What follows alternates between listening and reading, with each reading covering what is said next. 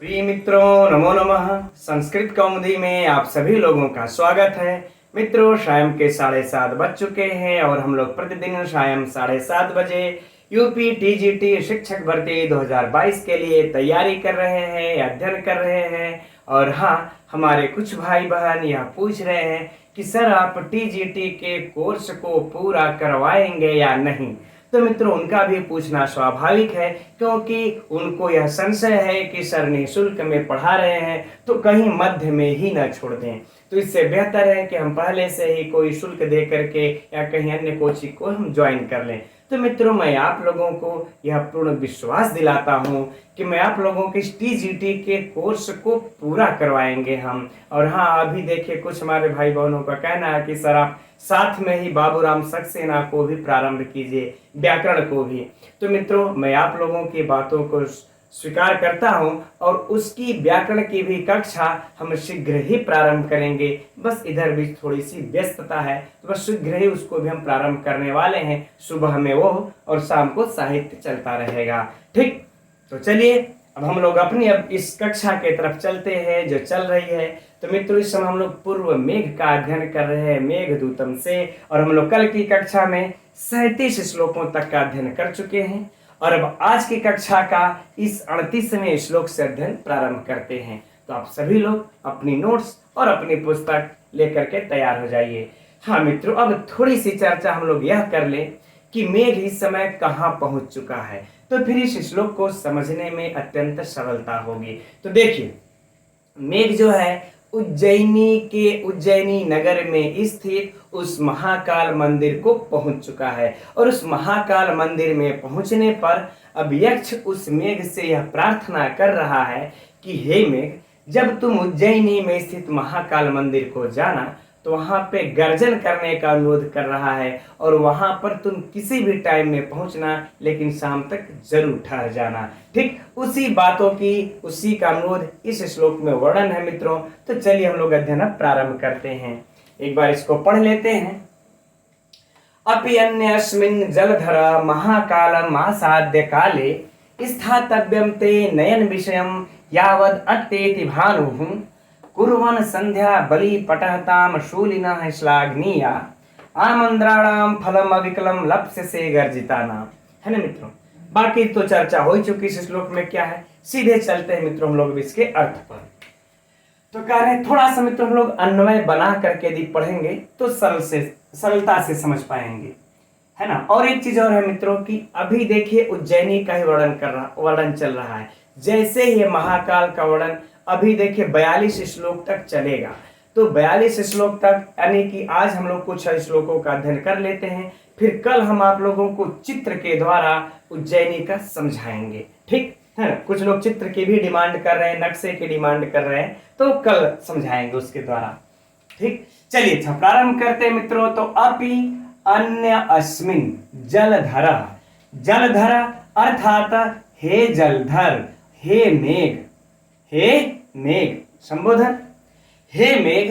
अपि मने भी, अन्य मतलब अन्य, अन्यस्मिन अर्थात अन्य।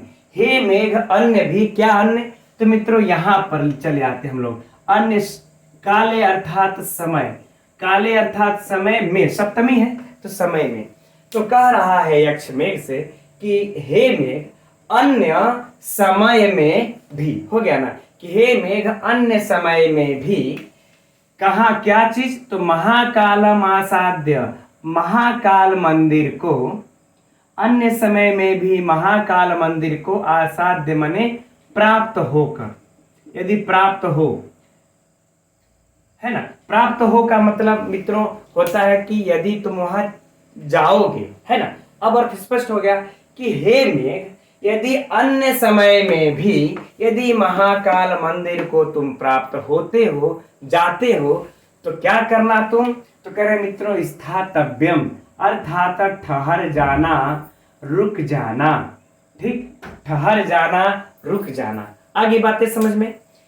अब मित्रों तो प्रश्न उठता है कि हम कब अन्य समय में पहुंचते हैं, तो हमें कब तक वहां पर ठहरना होगा, है ना। मेघ पूछेगा ना कि ठीक है हमें कब तक ठहरना होगा, तब कह रहे हैं कि ते मने तुम ठहर जाना कब तक, तो नयन विषयम, यानी कि नेत्र, नयन के मित्रों हो जाएगा नेत्रों के।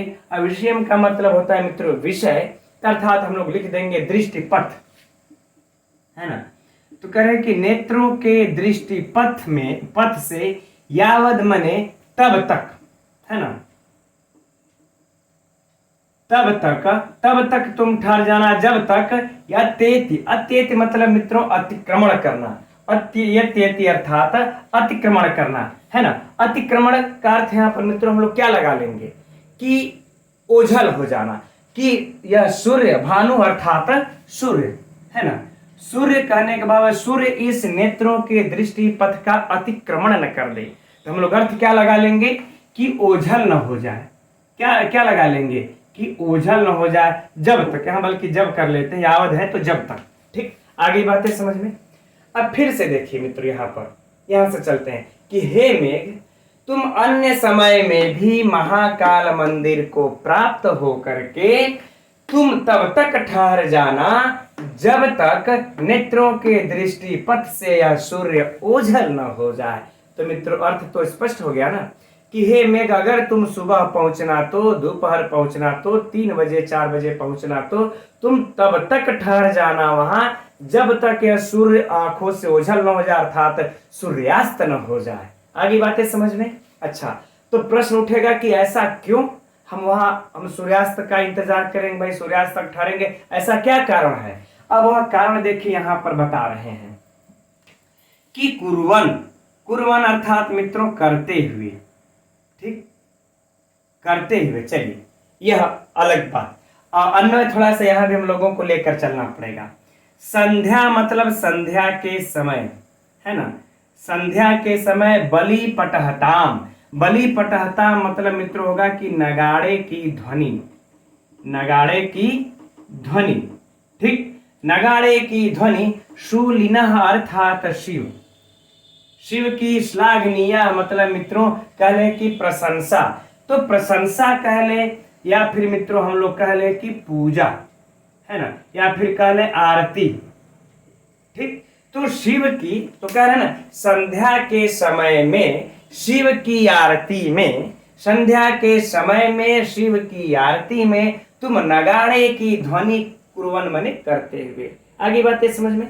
तुमको हम इसलिए कह रहे हैं शाम तक रुकने के लिए क्योंकि संध्या के समय में शिव की प्रशंसा में या पूजा में जो आरती होती है उस समय तुम नगाड़े की ध्वनि करते हुए क्या करोगे, है ना, आमंद्राणाम, आमंद्राणाम मतलब मित्रों कुछ गंभीर, कुछ गंभीर, और फलम अविकलम, फलम अर्थात मित्रों फल को, अविकलम अर्थात संपूर्ण, संपूर्ण फल को लक्ष्य से मने प्राप्त करोगे, प्राप्त करोगे।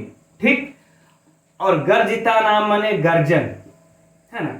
तो कह रहे हैं कि कुछ गंभीर गर्जन करते हुए, है ना, तुम कुछ गंभीर गर्जन करते हुए संपूर्ण फल को प्राप्त करोगे, है ना मित्रों। अब देखिए इसको पहले इस प्रकार से इसके अर्थ को समझ लीजिए कि संध्या के समय में देखिए महाकाल के मंदिर में क्या होती है, आरती हो रही है, पूजा हो रही है।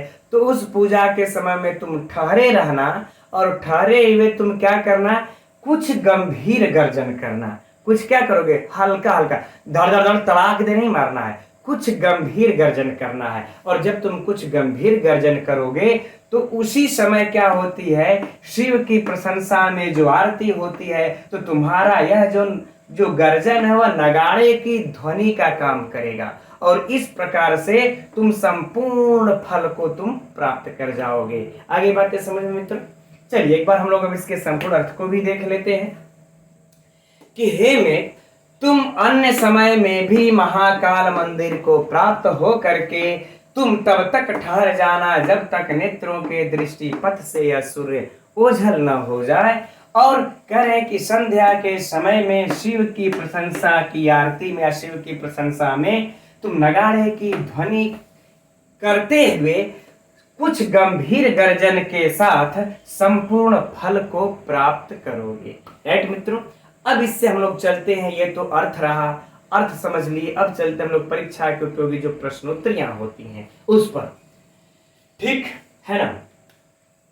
अब देखिए पहला प्रश्न तो यह मित्रों परीक्षा का महत्वपूर्ण कि मेघ महाकाल की मंदिर में कब तक ठहरता है। मेघ महाकाल के मंदिर में कब तक ठहरता है मित्रों, तो सायं तक ठहरता है। या फिर इस प्रकार से प्रश्न पूछा जाए कि यक्ष मेघ से महाकाल के मंदिर में कब तक ठहरने का अनुरोध करता है, तो सायं काल तक ठहरने का अनुरोध करता है। ठीक, अच्छा अब मेघ अगला प्रश्न सुनिए, इसमें से कोई विशिष्ट प्रश्न नहीं बनता लेकिन फिर भी बनते हैं कि यक्ष अरे मेघ का जो गर्जन है वह मेघ किसके आरती के समय में गर्जन करता है। सीधी सी बात कि मेघ किसके समय में आरती के समय में गर्जन करता है, तो महाकाल के आरती के या प्रशंसा में यह गर्जन करता है। हो जाएगा हम लोगों का दूसरा प्रश्न। अगला, मेघ कहाँ गर्जन करते हुए किस आरती के समय में संपूर्ण फल को प्राप्त करता है, तो यह भी मित्र हो जाएगा कि महाकाल के समय में। अच्छा, इस महाकाल से भी मित्रों एक प्रश्न है, अगर यह 12 ज्योतिर्लिंगों में एक है, यह महाकाल जो कि 12 ज्योतिर्लिंगों जो कि उज्जैनी में पड़ता है ना, उज्जैनी में ही है महाकाल स्थित। ठीक, तो 12 ज्योतिर्लिंगों में भी एक महाकाल का शिव का मंदिर है, तो कहा जाता है कि महाकवि कालिदास ने उसी का वर्णन किया है। तो यह भी आ जाए, अगर परीक्षा में प्रश्न को थोड़ा सा घुमा करके पूछे कि 12 ज्योतिर्लिंगों में से एक लिंग जो है कि कहाँ की नगरी में मेघदूतम के अनुसार स्थापित है मित्रों, तो हो जाएगा कि उज्जैनी में। दूसरा प्रश्न या फिर पूछ दे कि महाकाल का मंदिर कहाँ पर स्थापित है मित्रों, तो हो जाएगा उज्जैनी में। ठीक, चलिए अब हम लोग इसके व्याकरणात्मक टिप्पणी की तरफ बढ़ते हैं। हम समझ रहे हैं इसमें से जो विशिष्ट प्रश्न बनते हैं उसकी चर्चा हो चुकी। इसकी व्याकरणात्मक टिप्पणियां मित्रों परीक्षा के दृष्टि से उतनी विशिष्ट है नहीं, फिर भी देखना तो पड़ेगा ही। देखते हैं, देखिए अपि अन्य है ना, अप्यन्य, यहाँ पर स्पष्ट रूप में यह संदेह मित्रों कोई समस्या नहीं है, और संदेह तो आप लोग वैसे भी पकड़ लेंगे, वो आप लोगों से बचेगी नहीं। ठीक, जलधर संबोधन है, महाकालम असाध्य, यहाँ पर लेप प्रत्यय आप लोगों को स्पष्ट रूप में मित्रों दिख रहा होगा, कोई समस्या ही नहीं है। काले है ना, काले सप्तमी का एक वचन, कोई समस्या नहीं। स्थातव्यम, स्था धातु से तब्यत प्रत्यय मित्रों लगा लेंगे स्थातव्यम। यहाँ पर भी ये आप लोग अभी जो टीजीटी पीजीटी की तैयारी में लगे हैं मित्रों, ये सूत्र तो गलत नहीं हो, ये ऐसे व्याकरणात्मक टिप्पणियां तो गलत नहीं होनी चाहिए। नयनम विषयम यावदित्येति भानु, भानु सूर्य हो गया। कुर्वन है ना, कुर्वन अर्थात क्षत्रि प्रत्यय, यहाँ भी कोई समस्या नहीं, क्री धातु से। ठीक, अब आगे देखते हैं कि ये हाँ बलि पटहताम, बलि पटहताम। ठीक, तो मित्रों पटह से तल प्रत्यय लगा देंगे, बन जाएगा पटहता है ना। पटह से तल प्रत्यय लगा करके हम लोग बना लेंगे पटहताम। तो ये पूछा जा सकता है कि पटहताम में पटह में कौन सा प्रत्यय, तो पटह धन तल। ठीक, अब उसका जो है बलि के साथ मित्रों जब समास कर लेंगे हम लोग है ना, क्या हो जाएगा, संध्यायाम बलि तत्र पटहता, अर्थात शुभ सुपा समास। कौन सा मित्रों, शुभ सुपा समास है ना। ये शूलिना, ये शब्दार्थ की दृष्टि से महत्वपूर्ण है मित्रों, पहले भी चर्चा हो चुकी है। शूलिना अर्थात शिव, तो हम समझते हैं यह भी आप लोग सभी लोग जानते होंगे। अब आगे देखिए श्लाघनीय, यह भी देखिए जो है कि बहुत ही शब्दार्थ की दृष्टि से महत्वपूर्ण है मित्रों। श्लाघ का अर्थ क्या होता है, प्रशंसनीय, प्रशंसा या नियर प्रत्यय लगा तो प्रशंसनीय हो जाएगा। ठीक है, तो यह भी शब्दार्थ की दृष्टि से महत्वपूर्ण है। राइट, अब आगे बढ़ते हम लोग। आमंत्रणाम, सप्तमी भी षष्ठी विभक्ति बहुवचन, एकदम यहाँ पर भी कोई समस्या नहीं। फलम अविकलम लप्स्य से गर्जिता नाम, तो मित्रों इधर भी हम समझ रहे हैं आप लोगों को कोई भी समस्या नहीं होनी चाहिए। अब लप्स्य से जैसा रूप तो गलत थोड़ा ही होगा, आत्मनेपद में जो चलता है। राइट, ठीक, अब इसमें हाँ इसमें एक चीज अभी हम लोगों ने रह गया कि ये देखिए जो गर्जिता नाम है यह मित्रों देखिए विशेष्य है ना, इसका भी विशेष विशेषण की चर्चा नहीं की। आमंत्रण नाम क्या है, विशेषण है। ठीक, यह इसको नोट कर लीजिएगा, हो सकता है इस पंक्ति से पूछ दे। तो यह गर्जिता नाम मतलब गर्जना करना, कितना कैसा गर्जना, तो कुछ गंभीर गर्जना। तो मित्रों यह इसका क्या हो जाएगा, विशेषण। और इधर देखिए फलम अविकलम, फलम मतलब फल और अविकलम मतलब मित्रों जाएगा संपूर्ण, तो यह भी क्या हो जाएगा, विशेषण। ठीक, और यह क्या हो जाएगा, विशेष्य, है ना। और बाकी इधर तो ऊपर में कोई वैसा विशेष विशेषण कुछ बनता नहीं है विशिष्ट। हाँ, ये जो बनते हैं इसको हम लोगों ने ध्यान दे लिया। ठीक, चलिए अब हम लोग आगे बढ़ते हैं अगले श्लोक की तरफ, समय यहां नहीं व्यतीत करते हैं। तो यह रहा अगला श्लोक 39वां। देखते हैं, इसको पढ़ लिया जाए पहले। पादन्यास ही कोड़ित रसना तत्र लीलावधूत ही रत्नच्छाया खचितवल्भी चामरहि क्लांत हस्ताः वेश्याः त्वत्तः नखपद सुखान प्राप्य वर्षाग्रबिन्दून आमोक्ष्यन्ते त्वयि मधुकर श्रेणी दीर्घान कटाक्षान।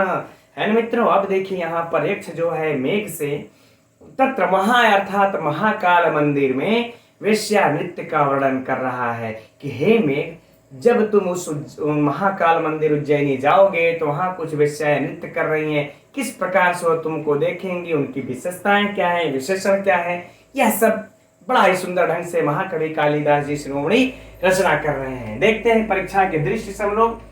पादन्यास ही अर्थात मित्रों पैरों के थिरकने से, पैरों के थिरकने से, राइट। अब पैर जब थिरकते हैं तो क्या हो रहा है, करें क्वड़ित रसना। क्वड़ित मतलब बजती हुई, चाहे फिर कह ले मित्रों ध्वनि करती हुई। ठीक, बजती हुई, रसना मने करधनियों, करधनियों वाली, बजती हुई करधनियों वाली, है ना। तत्र मतलब मित्रों वहां, कहां, तो महाकाल मंदिर, यह याद कर लीजिए एकदम, है ना। ठीक, कि पैरों के थिरकने से बजती हुई करधनियों वाली वहां अर्थात महाकाल मंदिर में। ठीक, तो हम लोग बोलेंगे कैसे अब कि वहां महाकाल मंदिर पर हे मेघ जब तुम जाओगे तो पैरों के थिरकने से बजती हुई करधनियों वाली, कौन सा, यहां पर थोड़ा चले आते हैं मित्रों, वेश्याएं।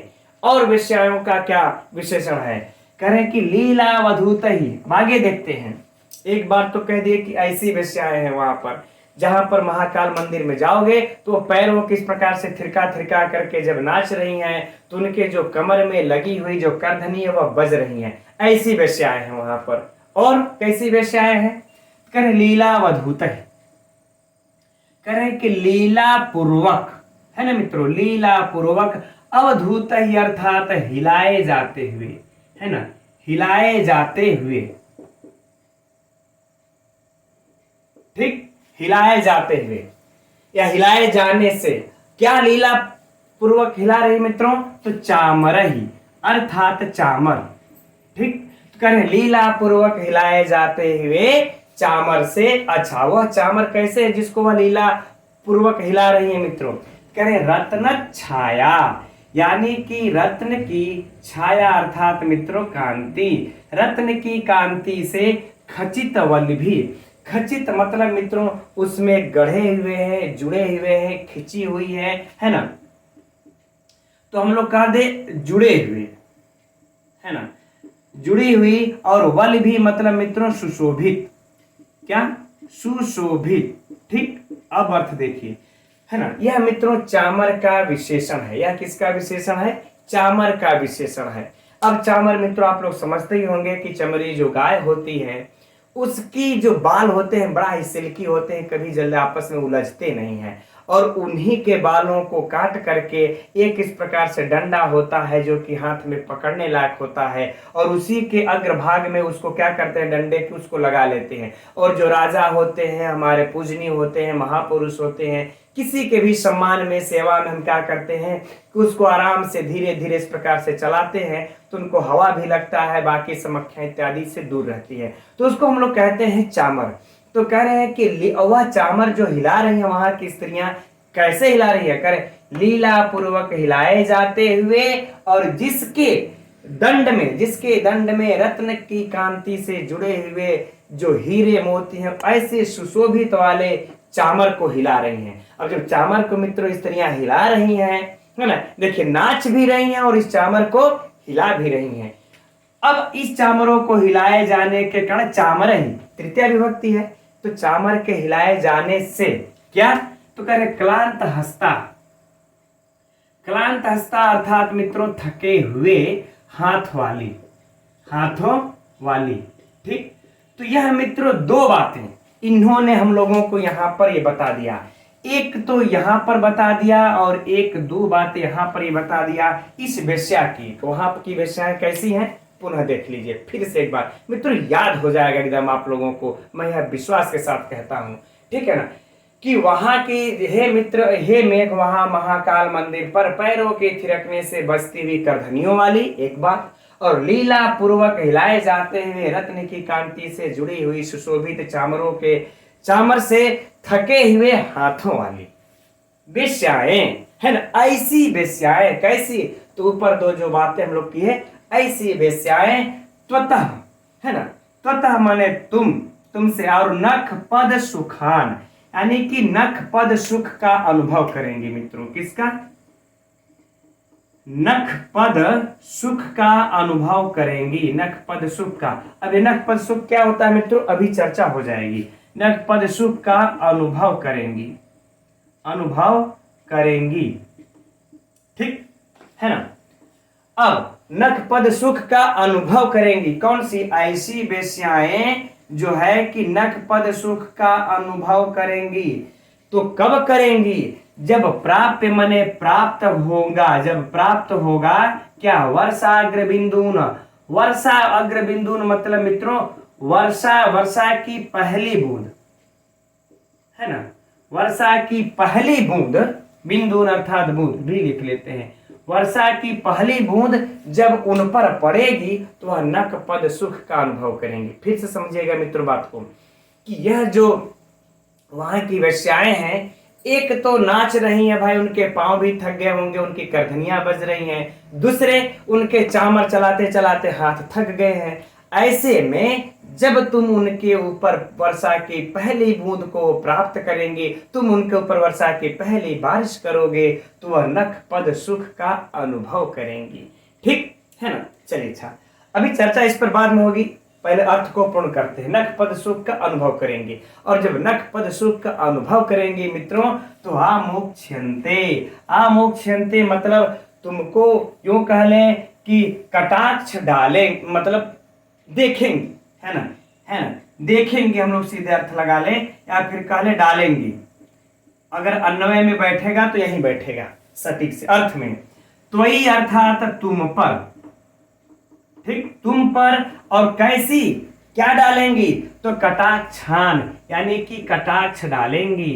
तो कह रहे ऐसी जब नख पद सुख का अनुभव करते हुए तुम पर क्या डालेंगे मित्रों, कटाक्ष डालेंगी वो वेश्याएं। और अब कैसी कटाक्ष डालेंगी, देखिए कह रहे हैं कि मधुकर श्रेणी दीर्घान, मधुकर श्रेणी दीर्घान, अर्थात मधुकर अर्थात मित्रों क्या, भौरे, भौरे की श्रेणी मतलब मित्रों पंक्ति, भौरे की पंक्ति के समान, समान दीर्घ मतलब लंबी, लंबी कटाक्ष डालेंगी। आगे बातें समझ में, फिर से देखिए कि जब इतने से थके हुए इस प्रकार की वेश्याओं पर जब तुम पहली वर्षा की बूंदों को वह प्राप्त करेंगी, तो नख पद सुख का अनुभव करते हुए तुम पर भौरे की पंक्ति के समान लंबी कटाक्ष डालेंगी। आगे बातें समझ में मित्रों। अब देखिए, अब इसमें देखिए हम लोग ये दोनों बातों की थोड़ी सी चर्चा कर लेते हैं। एक तो नख पद सुख किसको कहते हैं, तो देखिए मित्रों यह काम शास्त्र का विधान है कि नायक होता है जो रति क्रीड़ा में, जो कामिनी होती है, जो रमणी होती है, रमणी के कुच और नितंब पर, जो कुच होते हैं और जो नितंब होते हैं उन पर वह क्या करता है कि अपने नख से वह उनको खरोंच देता है या उनको छत विछत कर देता है, यूं सीधे सीधे कह ले कि खरोंच दिया जाता है, ठीक है ना। यह काम शास्त्र में ऐसा विधान लिखा हुआ है, ठीक। तो जब अब उसको खरोंच नख छत कर देते हैं जो प्रेमिका होता, जो प्रेमी होता है उसका, तो उस पर जब वर्षा की पहली बूंदें पड़ती है मित्रों, तो उस रमणी को, उस कामिनी को बहुत ही बड़ा सुख का अनुभव होता है, ठीक। अच्छा, यह स्वाभाविक सी बात है कि कहीं भी जब हम लोग इस तरह नाखून से अगर खरोंच देंगे तो यह क्या करता है मित्रों, यूं कह लें कि जलन देने लगता है, और जब जलन देने लगता है और उस पर जब ठंडी चीजें हम डालेंगे तो उस जलन से हमको थोड़ा सा आराम मिलता है, तो हम सुख का अनुभव करते हैं। ठीक वही बातें काम शास्त्र में भी लिखी हुई हैं कि जब जो जो नायक होता है, जब नायिका को नक्षत कर देता है उनके कुछ नितंबों पर, तब जब बारिश की पहली बूंदें पड़ती हैं तो वह सुख का अनुभव करती हैं। इसी बात को यहाँ पर महाकवि कालिदास जी लिखे हैं कि यह जो वेश्याएं हैं, यह थके हुए हाथ वाली और इस प्रकार से बसती हुई करधनियों वाली, कि जब उस पर तुम पहली बारिश की बूंदें डालोगे तो वह कैसे सुख का अनुभव करेंगी? तो कह रहे नखपद सुख का अनुभव करेंगी वर्षा की पहली बूंदों को प्राप्त करके। है ना मित्रों, आगे बातें समझ में। अच्छा, अब यह चामर से जुड़े एक बात है, यहीं पर मित्रों हम लोग जान लेते हैं। ठीक है, क्योंकि हो सकता है कि आप लोगों से परीक्षा में पूछा जाए तो चामर लेकर के जो वहां की वेश्याएं हाथ में इस प्रकार से चला रही हैं, नाच रही हैं, है ना, इसको हो सकता है उस समय का यह एक प्रकार का नृत्य था, है ना, जिसको दैशिक नृत्य कहते थे। क्या कहते थे? दैशिक नृत्य, है ना। तो यह आप लोग नोट कर लीजिएगा, अगर आप लोगों के पुस्तक में दिया होगा तो ठीक है, नहीं तो इसको नोट कर लीजिएगा कि चामर को लेकर के स्त्रियों, या फिर सीधे अगर प्रश्न पूछ दे परीक्षा में हम लोगों से कि जो चामर को लेकर के महाकाल में वैश्याएं जो नृत्य कर रहे हैं उस नृत्य को कहते हैं भांगड़ा, कहते हैं कि दैशिक नृत्य कहते हैं कि विदेशी नृत्य कहते हैं, फलाना ढिमका कुछ भी ऑप्शन में दे दे। तो मित्रों इसको नोट कर लीजिएगा कि वहां की जो वेश्याएं कर रही हैं वो दैशिक नृत्य कर रही हैं। यह बहुत ही गूढ़ प्रश्न है, हर जगह आप लोगों को प्राप्त नहीं होगा, मैं कह सकता हूं इतना दावे के साथ आप लोगों को, है ना, कि नहीं तो आप लोग भी किसी अपने जान पहचान वाले लोगों से पूछ लीजिएगा, ठीक, कि ये बताओ महाकाल पर जो वेश्याएं नृत्य कर रही थी उस नृत्य को क्या कहते हैं। देखिए, जो इस प्रकार से गूढ़ अध्ययन नहीं किया मित्रों नहीं बता पाएगा, तो उसको हम दैशिक नृत्य कहते हैं। परीक्षा का महत्वपूर्ण प्रश्न, ठीक। चलिए अब बाकी हम समझते हैं मित्रों, अर्थ तो आप लोगों को हो ही गया। अच्छा, इसको थोड़ा सा समझ लेते हैं कि भौरों की पंक्ति के समान लंबे कटाक्ष डालेंगे, है ना। कहने का भाव यह है कि जब उनके ऊपर तुम वेश्याओं के ऊपर जब तुम बारिश करोगे, है ना, जब तुम बारिश करोगे उनके ऊपर तो वो तुम्हें इस प्रकार से, भाई जब बारिश होगी तो तुमको इस प्रकार से लंबी कटाक्ष डालेंगी। किस प्रकार से? जिस प्रकार से भौरे पंक्ति बना करके फूलों पर कटाक्ष डालते हैं, एकदम लंबी कटाक्ष डालते हैं, उस प्रकार से तुमको पांत बना करके लंबी कटाक्ष तुमको डालेंगे कि अब मेघ आ गया, बारिश होगी और हम लोगों का सुख प्राप्त होगा। ठीक, ये इनका भाव है। चलिए अब बाकी हम समझते हैं मित्रों, अर्थ बोलने की आवश्यकता नहीं है। चलिए अब सीधे सीधे हम लोग प्रश्नों पर चलते हैं। नहीं चलिए, अच्छा एक बार अर्थ को बोल ही देते हैं। तो यक्ष कह रहा है मेघ से कि हे मेघ, कि वहां महाकाल के मंदिर में जब तुम जाओगे तो पैरों से थिरकने से बचती हुई और लीला पूर्वक हिलाए जाते हुए रत्न कांति से जड़ी हुई रत्न कांति से सुशोभित चामरों के थके हुए हाथों वाली वेश्याएं तुम पर वर्षा की पहली बूंदों को प्राप्त करके नखपद सुख का अनुभव करेंगी और अनुभव करते हुए वह तुम पर भौरों की पंक्ति के समान लंबी कटाक्ष डालेंगी। राइट, अब इसमें देखिए मित्रों, ये तो प्रश्न हो गया एक। अब विशेष विशेषण को पकड़ते हैं। यह विशेष विशेषण परीक्षा के लिए विशिष्ट महत्वपूर्ण प्रश्न मायने रखता है। ठीक, यह जो वेश्याएं है मित्रों, यह क्या है? विशेषण। यह क्या है? विशेषण। अब इसका देखिए विशेष क्या है। यह वेश्याएं कैसी हैं? तो पहली तो बात है मित्रों की बजती हुई करधनियों वाली हैं, बजती हुई करधनियों वाली हैं। तो यह क्या हो जाएगा मित्रों? विशेषण। और यह पहला विशेषण हो जाएगा। और दूसरा विशेषण क्या हो जाएगा कि यह जो वेश्याएं हैं यह थके हुए हाथों वाली हैं। तो यह भी क्या हो जाएगा मित्रों? इसका विशेषण। और यह हो जाएगा दूसरा विशेषण इस वेश्या का। एकदम नोट कर लीजिएगा, परीक्षा की दृष्टि से महत्वपूर्ण है। पंक्ति को उठा करके रख करके पूछा जा सकता है। और हम अपने लाइव टेस्ट प्रश्नोत्तरी में भी इससे प्रश्न इस सबको रखेंगे मित्रों, याद कर लीजिएगा एकदम। ठीक, अच्छा। अब यह चामर, चामर का मतलब है मित्रों यह क्या है? यह विशेषण है, अरे विशेष है। यह क्या है मित्रों? विशेष। ठीक, इस विशेष का चामर कैसा मित्रों? ये रहा। ठीक, रत्न छाया, यह इसका विशेषण हो गया। राइट, यहां पर भी कोई समस्या नहीं है ना। अच्छा, अब यहां पर इधर तो कोई विशिष्ट जो है कि वैसा विशेष विशेषण नहीं है।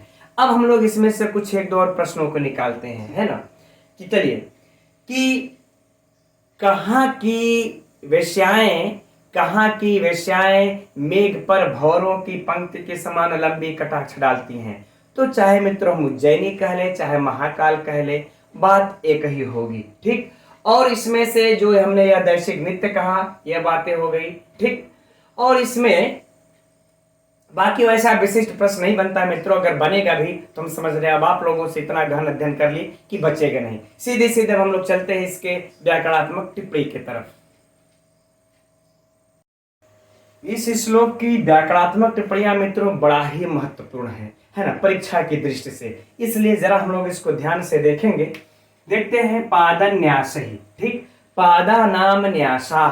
ठीक। तो क्या हो जाएगा मित्रों, षष्ठी तत्पुरुष समास। तो इस पादा नाम न्यासा का हम क्या अब करेंगे, समास करके उसके बाद हम सुवाद की उत्पत्ति कर लेंगे। तो हम अपने आवश्यकता अनुसार विभक्ति लगा करके तृतीया विभक्ति के बहुवचन में बना लेते हैं मित्रों पादन्यास। तो परीक्षा में यदि पूछे इसमें समास कौन सा है, तो षष्ठी तत्पुरुष, विभक्ति पूछ दे तो तृतीया विभक्ति बहुवचन तही।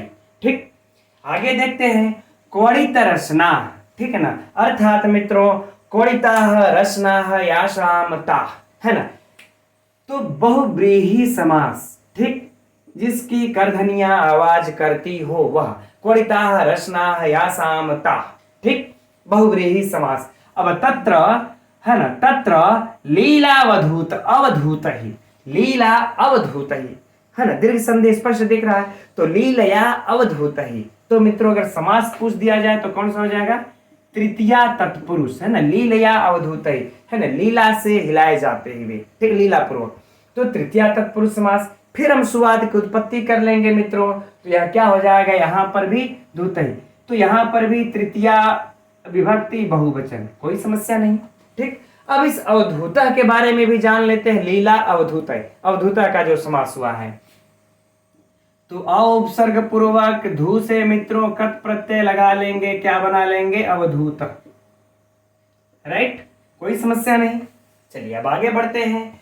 अब देखते हैं रत्न छाया। तो मित्रों रत्ना नाम छाया, तो यहां पर इतना तक अगर लेंगे तो कौन सा समास हो जाएगा, षष्ठी तत्पुरुष, रत्न की छाया। ठीक। अब कह रहे हैं आगे कि तया खचिता वलय ऐसा मतानी, कि उससे खचित वलि से सुशोभित। तो मित्रों अगर पूरे में देख लिया जाएगा तो कौन सा समास हो जाएगा, बहुव्रीहि समास। ठीक। वली भी, यहां पर भी देखिए मित्रों तृतीया विभक्ति, वली भी तृतीया विभक्ति है ना। इसमें अगर समास पूछ दे तो बहुव्रीहि समास, और विभक्ति पूछे तो तृतीया विभक्ति बहुवचन। क्यों, क्योंकि इसका जो चामर है मित्रों, जो विशेषण है, यह भी देखिए तृतीया विभक्ति के बहुवचन में जब इसका विशेषण है तो विशेष से भी, और विशेष है तो विशेषण भी जब हम बहुव्रीहि समास करके लगाएंगे तो आप सभी लोग जानते हैं मित्रों की विशेष के अनुसार ही हम उसमें विभक्तियों का प्रयोग करते हैं। तो तृतीया बहु, तो इधर भी तृतीया बहु, वली भी, विसर्ग को स होकर के इधर चामर ही हो गया, कोई समस्या नहीं। अब देखिए मित्रों क्लांत हस्ता, क्लांत हस्ता। ठीक है ना। तो क्लम धन कत मित्रों, यहां पर क्या हो जाएगा, कलम धातु से कत प्रत्यय लगा करके बना लेंगे मित्रों क्या, क्लांत। ये बन गया क्लांत। राइट। अब इस क्लांत का हस्ता के साथ हम लोग क्लांत का हस्ता के साथ समास कर लेंगे और फिर बना लेंगे मित्रों क्या, है ना, कि क्लांताव हस्ताव या सामता, है ना, जिसके हाथ थक चुके हो। तो मित्रों पूरा में समास कौन सा हो जाएगा, बहुव्रीहि समास। ठीक है ना, हो गया। फिर सुवादि की हम अपने आवश्यकता अनुसार उसमें उत्पत्ति कर लेते हैं। यही सिस्टम होता है मित्रों इसकी व्याकरणात्मक टिप्पणियों को हल करने का और समझने का। और इस प्रकार से अगर पढ़ लेंगे मित्रों तो हम समझते हैं कंफ्यूज जल्दी नहीं होंगे परीक्षा में, है ना। बाकी देखते हैं वेश्या। तो यहां पर मित्रों वेश धन यत प्रत्यय लगा करके इसके बाद टाप प्रत्यय लगा लेंगे। वेश्या महत्वपूर्ण होगा परीक्षा के लिए, नोट कर लीजिएगा। वेश्या, ठीक, विसर्ग को रुत होकर के सकार होकर के वेश्या, फिर त्वत्तः, है ना, त्वत्तः नख पद सुखान, नख पदवत सुखान, नख पदवत सुखान, नख पद के समान सुख। तो मित्रों उपमित समास हो जाएगा यहाँ पर। कौन सा समास, उपमित समास, सिंपल सा। अब प्राप्य का तो कहना ही नहीं है, सब लोग जानते हैं। अब वर्षाग्र बिंदु न आमोक्ष्यन्ते दीर्घ संधि त्वयि मधुकर श्रेणी, मधुकर। तो मित्रों मधुधन क्रीधन ट।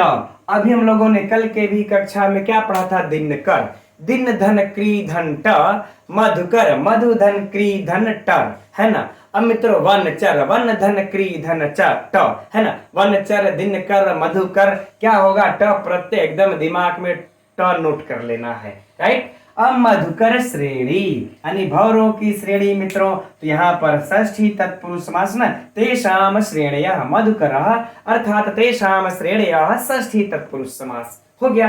अब है कि तद्वत दीर्घा, इन मधुकर श्रेणी के समान दीर्घ मित्रों, तो कौन सा समास हो जाएगा, यहाँ भी उपमित समास। कोई समस्या, कोई समस्या नहीं, है ना। दीर्घान कटाक्षान, ठीक। तो इसमें से व्याकरणात्मक टिप्पणियां मित्रों देख लिया जाए तो कोणित रचना का परीक्षा में पूछा जा चुका है, यह समास नोट कर लेना है। यह भी समास सब है, विभक्ति समास से लेकर के महत्वपूर्ण है। अब इसमें मित्रों हम लोग चर्चा कर लेते हैं अलंकार की। अलंकार की मित्रों ये वाली जो पंक्ति है ना, मधुकर श्रेणी, एकदम इसमें उपमा अलंकार है। उपमा में भी जैसे लुप्तोपमा है, अगर आप लोगों को लुप्तोपमा दे तो लुप्तोपमा मार लीजिएगा, नहीं तो उपमा देगा तो उपमा ही मार लीजिएगा। याद रहे ये पंक्ति को अलंकार की दृष्टि से पूछे जाने योग्य है। हम लोग इसको लाइव प्रश्नोत्तरी में भी रखेंगे, एकदम नोट कर लीजिएगा, उपमा अलंकार, ठीक। तो हम समझते हैं मित्रों यह श्लोक भी पूर्ण हो गया। अब हम लोग आगे बढ़ते हैं अगले 40वें श्लोक की तरफ। तो यह रहा 40वां श्लोक, देखते हैं अब इसे। पश्चाद उच्च ही भुज तरु वनम मंडले नाभिलीनः सांध्यम तेजः प्रति नव जपा पुष्प रक्तम दधानः नृत्यारंभे हर पशुपते आर्द्र नागा जिनेच्छाम शांतो द्वेगस्तमित नयनम दृष्ट भक्ति ही भवान्याः। इस श्लोक में मित्रों यक्ष जो है मेघ से कह रहे हैं कि उस पूजा हो चुकने के पश्चात अब भगवान शंकर के शिव के तांडव नृत्य का वर्णन कर रहे हैं, और उस समय तांडव नृत्य के समय तुम्हारी शोभा क्या होगी, और भगवान के तांडव नृत्य के समय तुम उनकी कौन सी इच्छा को पूर्ण करोगे, इसकी चर्चा कर रहे हैं। तो देखते हैं हम लोग, करें पश्चात, पश्चात उच्च ही, तो पश्चात मतलब मित्रों होगा कि पश्चात, किसके पश्चात, तो पूजा कर चुकने के पश्चात, पूजा कर लेने के पश्चात, ठीक। अब पूजा कर लेने के पश्चात क्या, तो कह रहे हैं कि उच्च ही मतलब ऊंचे, उच्च ही अर्थात मित्रों ऊंचा। अब भुज तरु वनम यानी कि भुजारूपी वन, ऊंचे भुजारूपी वन। तो मित्रों किसका भुजारूपी वन, है ना, कि पूजा कर लेने के पश्चात ऊंचे अर्थात ऊपर की ओर उठे हुए, या ऊपर की ओर भी उठे हुए हम लोग कह सकते हैं, ऊपर की ओर उठे हुए भुजारूपी वन, राइट। बाकी कहते हैं इस भुजारूपी वन, तो मित्रों यह शंकर की बात कर रहे हैं, यहीं से समझ लेते हैं, तब समझने में सरलता होगी कि ऊंचे ऊपर उठे हुए भुजारूपी वन के ऊपर तुम क्या करोगे, मंडले यानी कि वृत्ताकार में, वृत्ताकार, अभिलीन अर्थात छाकर, है ना, वृत्ताकार छाकर। अब मित्रों ये भुजारूपी वन जो है और शंकर का किस प्रकार से छा रहा है, थोड़ी सी चर्चा होगी लेकिन बाद में भी समझेंगे। अभी फिलहाल हम लोग सिर्फ इतने ही पंक्ति को चल करके पकड़ कर चलते हैं कि पूजा कर लेने के पश्चात ऊपर उठे हुए भुजारूपी वन, भगवान शंकर के भुजारूपी वन के ऊपर वृत्ताकार तुम छाकर। अब आगे कह रहे हैं सांध्यम तेजः, एक काम तो ये बता दिए, दूसरा काम बताते हैं कि सांध्यम तेजः अर्थात कह रहे हैं कि संध्या कालीन या फिर कह लें कि सायं कालीन, ठीक,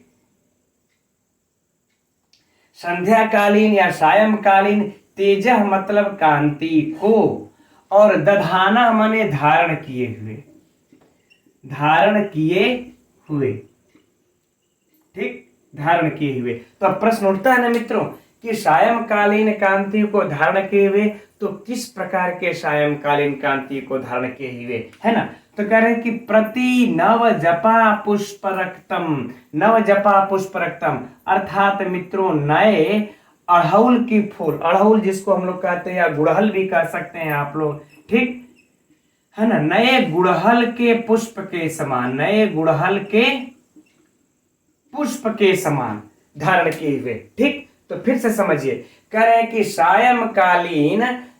सायंकालीन कांति को धारण किए हुए नए गुड़हल के समान, सायंकालीन कांति को धारण किए हुए तुम नृत्यारंभे, अर्थात नृत्य के आरंभ में। अभी मित्रों आप लोग इसको पढ़िए सिर्फ, है ना, नहीं समझ में आ रहा तो जब पूरा श्लोक पढ़ लेंगे तब हम आराम से इसको समझेंगे हम लोग। पुनः नृत्य के आरंभ में हर मतलब दूर कर लोगे, या हर मतलब हर लोगे या फिर दूर कर दोगे, राइट। क्या चीज दूर कर दोगे? नृत्य के आरंभ में, भगवान शंकर के नृत्य के आरंभ में क्या तुम दूर कर दोगे? करे पशुपति अर्थात शिव की, आर्द्र अर्थात गीला, और नागा जिनेच्छा, गीला चर्म, है ना, गीला गज चर्म, नागा अर्थात गज चर्म, ओढ़ने की इच्छा को या धारण करने की इच्छा को, ओढ़ने की इच्छा को या फिर धारण करने की इच्छा को।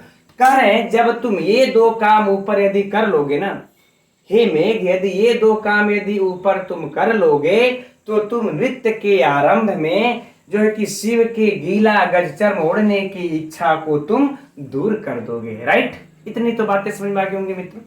अब देखिए, और जब तुम यह गीला गजचर्म ओढ़ने की इच्छा को जब तुम दूर कर दोगे तो उस समय भवान्याह मतलब माँ पार्वती यह तुमको किस प्रकार से देखेंगे उसकी चर्चा कर रहे हैं कि शांत उद्वेग स्तमित नयनम, अर्थात शांत उद्वेग, अर्थात मित्रों कह लें कि जिसकी उद्वेग घबराहट शांत कर दी गई हो, है ना, यानी कि कह लें मित्रों घबराहट से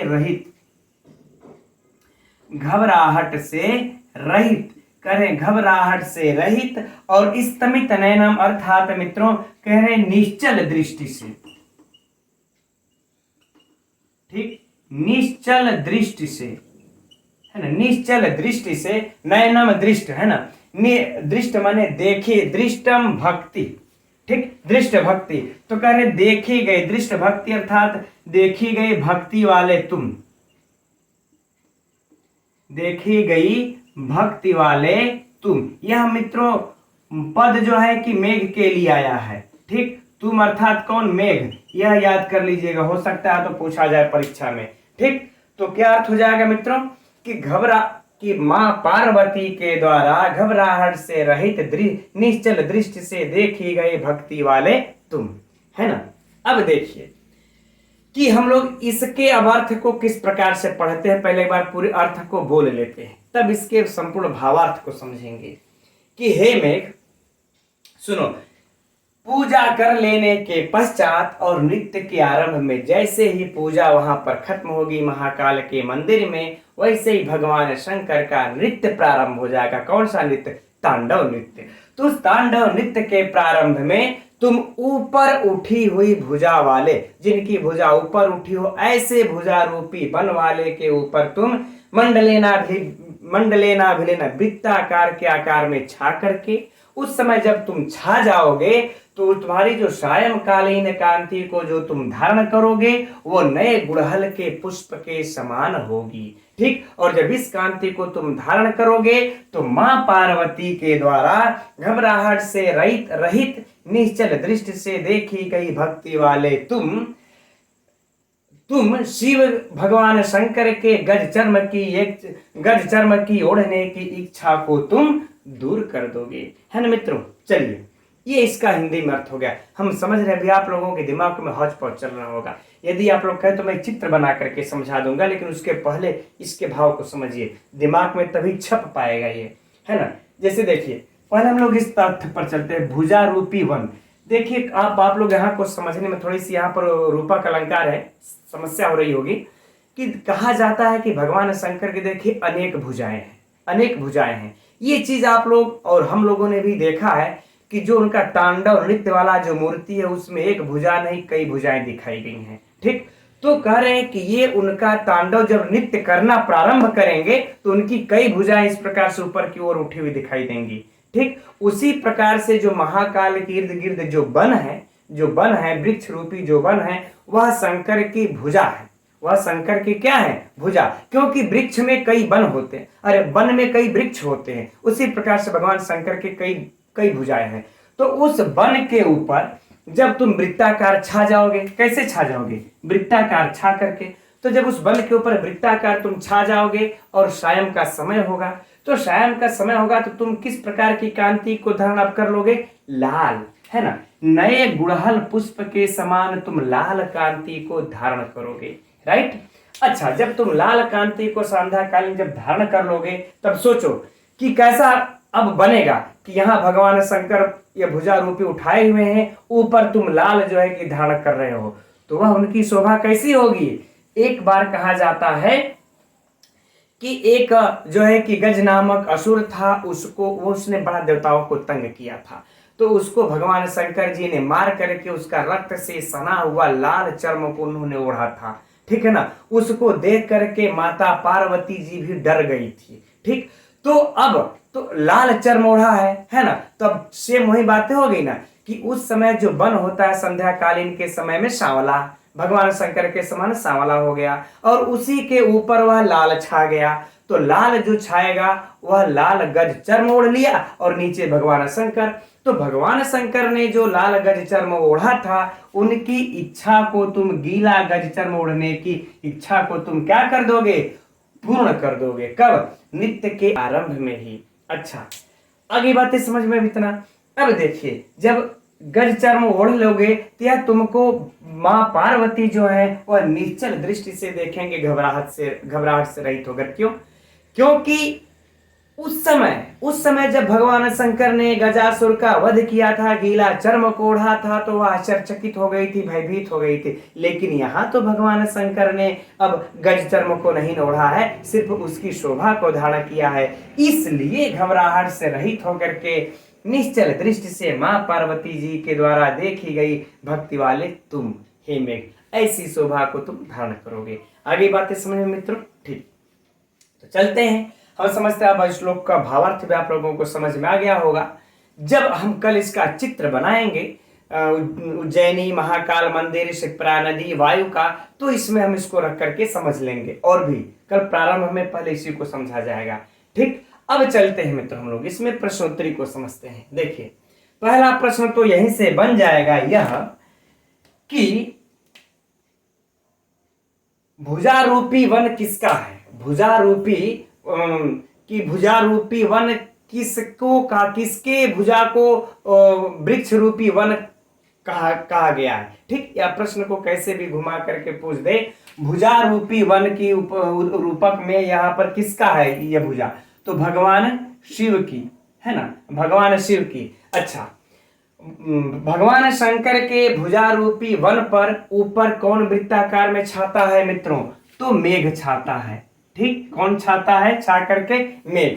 और इस पंक्ति में, ठीक, इस पंक्ति का सबसे महत्वपूर्ण और इस श्लोक का भी सबसे महत्वपूर्ण मित्रों जो प्रश्न है परीक्षा की दृष्टि से, नव जपा पुष्प, ये जो है यह शब्दार्थ की दृष्टि से मित्रों नए गुड़हल का पुष्प, यह पूछा जा चुका है और हो सकता है तो पूछा जाए, यह हम लोगों को याद कर लेना है। राइट, चलिए आगे बढ़ते हैं कि अच्छा, मेघ संध्या कालीन जो कांति को धारण करता है वह किसके समान तेज को धारण करता है?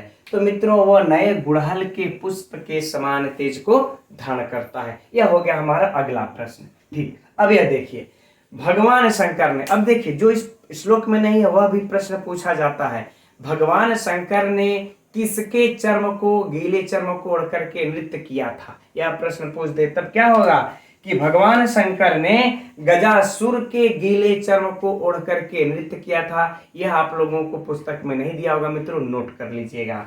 ठीक, अब आगे देखिए भगवान, अब ये प्रश्न एक हो गया। अब अगला प्रश्न कि भगवान शंकर के गीले चर्म को ओढ़ने की इच्छा को किसने पूर्ण किया था?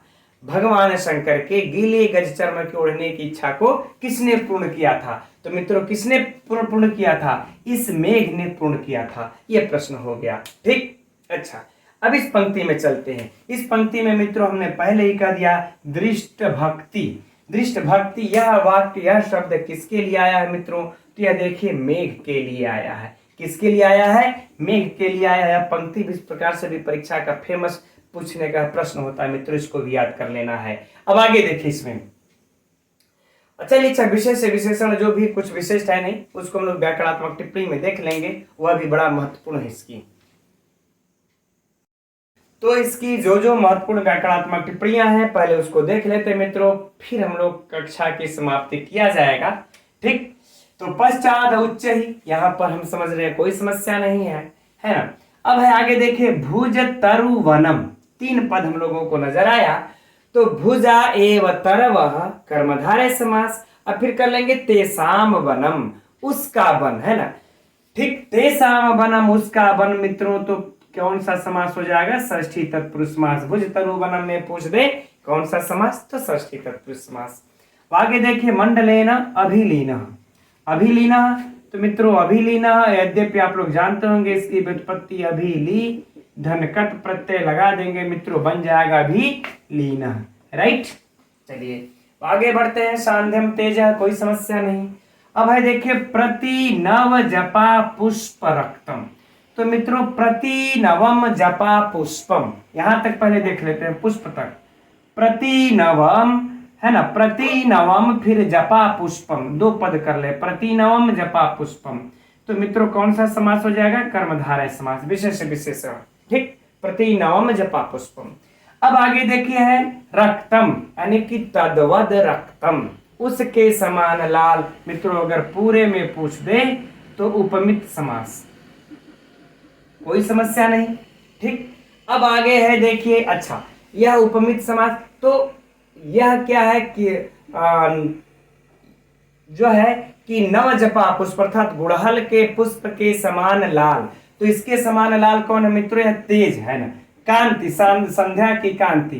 तो मित्रों यह क्या हो जाएगा? जो है विशेष, और यह क्या हो जाएगा मित्रों? विशेषण। चलिए अब यहां पर भी देख लिए हम लोग, आगे बढ़ते हैं। अब है आगे देखिए दधान, अर्थात धारण किए हुए। ठीक, दधान अर्थात धारण किए हुए। मित्रों यहां पर भी सिंपल सा है, धा धातु से लट लकार लगा लेंगे और उसके बाद शानच प्रत्यय लगा लेंगे, बन जाएगा दधाना। राइट, कोई समस्या नहीं। अच्छा हाँ, ये चीज और पूछा जा सकता है मित्रों परीक्षा में कि दधाना किसके लिए आया है? तो दधाना यह मित्रों जो है किसके लिए आया है? मेघ के लिए आया है, यह भी नोट कर लीजिएगा, मेघ के लिए आया। आगे बढ़ते हैं अब नृत्यारंभे, सप्तमी विभक्ति है, कोई समस्या नहीं। हर पशुपते है ना, पशु नाम पति है, षष्ठी तत्पुरुष समास, ये महत्वपूर्ण है, पूछा जा चुका है परीक्षा में। पशुपति वैसे सरल है, पशुपति पशु नाम पति सब जानते हैं, षष्ठी तत्पुरुष समास है। ठीक, वार्द्र नागा जिनेच्छाम शांतोद्वेग स्तमित नयनम, है ना, दृष्ट भक्ति भवान्या, ये वाला मित्रों यहाँ पर महत्वपूर्ण है, बस इसको देख लिया जाए हम लोग। भवान्या मित्रों, भवान्या में क्या है? तृतीया विभक्ति एक वचन, शब्द रूप की दृष्टि से महत्वपूर्ण, है ना। भक्ति यहाँ पर जब विसर्ग लगा देंगे तो रुत्व चला जाएगा ऊपर, इसको रुत्व होकर के भवान्या बचा। भवान्या में तृतीया विभक्ति एक वचन। अब भवानी, इसका मूल रूप क्या है मित्रों? भवानी। अब भवानी में प्रत्यय कौन सा लगता है मित्रों? गीस प्रत्यय लगता है। इस भवानी में इंद्र वाला जो आप लोग हम लोगों को सूत्र याद होगा, है ना, तो उसमें यह गीस प्रत्यय लगता है भवानी में, यह नोट कर लेना है।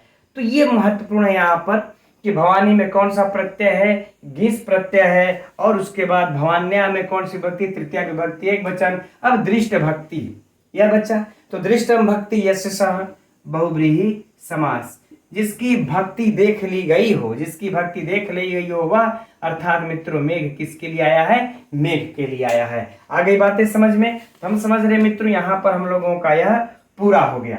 अब इसमें हम लोग अलंकार की चर्चा कर लेते हैं। तो भुज तरु भवन में मित्रों यहाँ पर कौन सा अलंकार है? रूपक अलंकार। ठीक, और यहाँ पर इस पंक्ति में सांध्यम तेज, यानी कि नव गुड़हल के रक्त के समान कांति तेज को, तो मित्रों यहाँ पर क्या हो जाएगा हम लोगों को? उपमा अलंकार। ठीक, यह रूपक, यह उपमा। आगे भी है, वो बहुत खोदेंगे तब निकलेगा निदर्शना अलंकार, फिर बाद में शंकर अलंकार, उसको छोड़ देते हैं। लेकिन ये दोनों अलंकार खतरनाक है, परीक्षा में पूछे जा सकते हैं। ठीक मित्रों, तो हम समझते हैं कि अब आज की कक्षा इतने पर हम लोगों की पूर्ण हो गई। तो आज की कक्षा में इतना ही रहने देते हैं मित्रों। और भी आप लोगों को कक्षा में अगर कहीं से भी लगे त्रुटि में सुधार करने की आवश्यकता है तो अवश्य फोन कीजिए या फिर मैसेज कमेंट से आप लोग कीजिए, उसमें हम और भी सुधार लाएंगे। जैसे हमारी एक बहन ने कहा कि आज फोन करके कि सर ये जो है कि आप जो लिखते हैं थोड़ा सा कम लिखा करिए, है ना, समय बच जाएगा। तो बाबूराम सक्सेना हम लोग पढ़ लेंगे। बाबूराम सक्सेना बहन हम पढ़ाएंगे, घबराइए नहीं लिखने से समझने में थोड़ी सी कुछ लोगों को कहना है कि समस्या होती है। ठीक, तो चलिए अब हम लोग कल फिर मिलते हैं ठीक इसी समय 7:30 बजे। तब तक के लिए मित्रों, नमो नमः।